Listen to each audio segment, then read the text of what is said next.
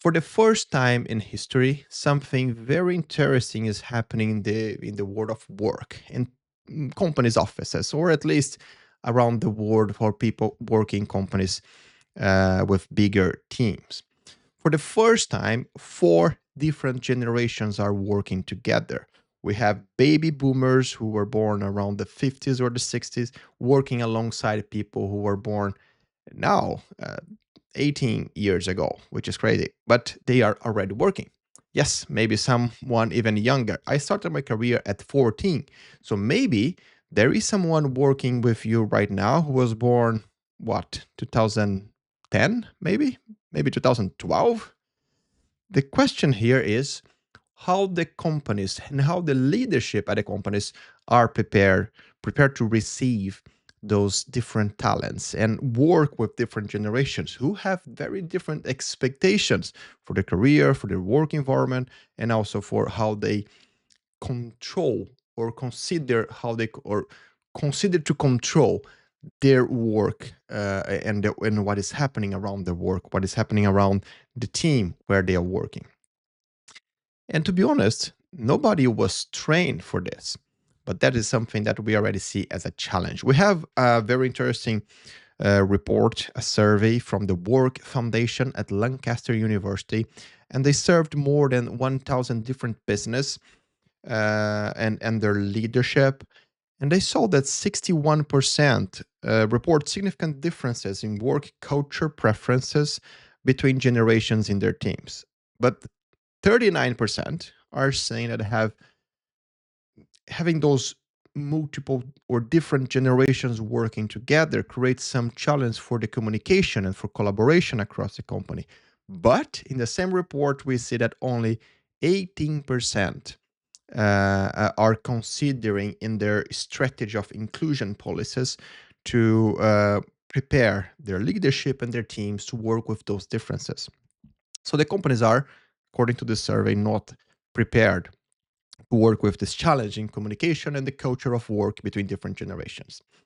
And that is something that is quite interesting to reflect on because Gallup, Deloitte, and even World Economic Forum, they are calling the attention for that because with four different generations working together for the first time and sometimes even in the same team, we have a big challenge for the continuity of business where we need to not only help the new generations to work along with a way of working that maybe is different from what they are expecting, but at the same time, make sure that the people, the more experienced one working at the company, they can feel that all the changes that are happening so fast nowadays, they can be understood and they can be internalized by those generations and connect all this the circle between high experience and people just joining the company to connect between them a way of working and moving working between them and communication and collaboration in a way that will work for the business and for the people. What changed here, or the question that we have in the air is, of course, how we can prepare the leaders for that, how we can equip the leaders with the right uh, tools that will make them more capable for leading with those challenges. For example, we have new generations who are much more accelerated in some aspects and they want to move things faster, they want to get results faster, they want to get feedback faster about what they're doing. They expect the communication to work in a more fluid way. They are going to send a message, expect a response right away. This is how the report at least are saying that the new generations are working. And you have older generations, with all the due respect for the word older here, who are working at a different pace. And they have a culture of work, a way of working that has been built for the past 20, 30, sometimes 40 years. And this needs to be respected. So the question in the air, or the reflection I'm doing that I want to invite you to also reflect with me is, how can we work together and even take great learnings from that, no matter which generation you are? So the question here are basically two questions, and you take the one that is more connected to your generation, the age you have right now.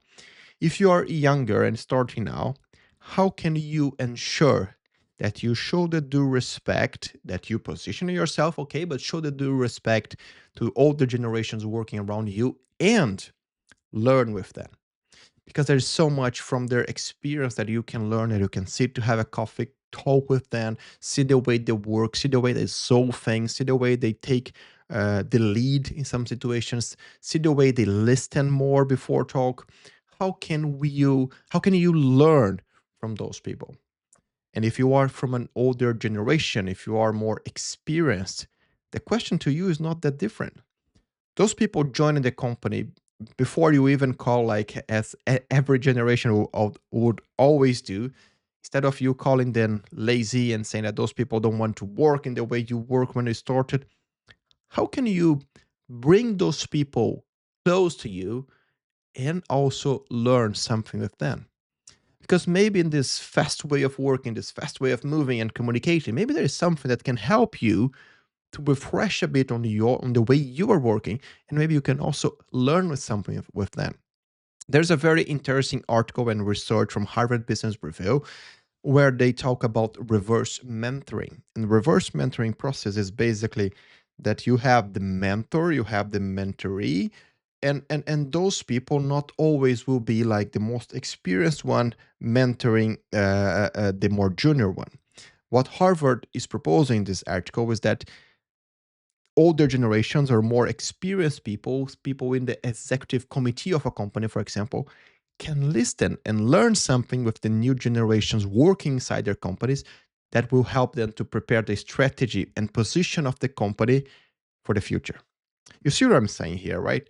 I mean, the company or your company, no matter the size, they work today selling products or services for a kind of people who are buying those things. And in 10 years, 20 years, those people are going to be different. You're going to have more people from the new generations to be your consumers, your customers. And perhaps you need to learn how you are going to communicate with them, right? So maybe if you are more experienced one, you can also learn a lot from the people joining the company. So let's look, no matter what challenge you see between the communication around different generations, let's look to how can we improve even more our openness to learn and prepare ourselves to, as the words say, be open to hear what they have to say and to share. And instead of just thinking about the clash of generations, maybe we can take some great learning experiences from that.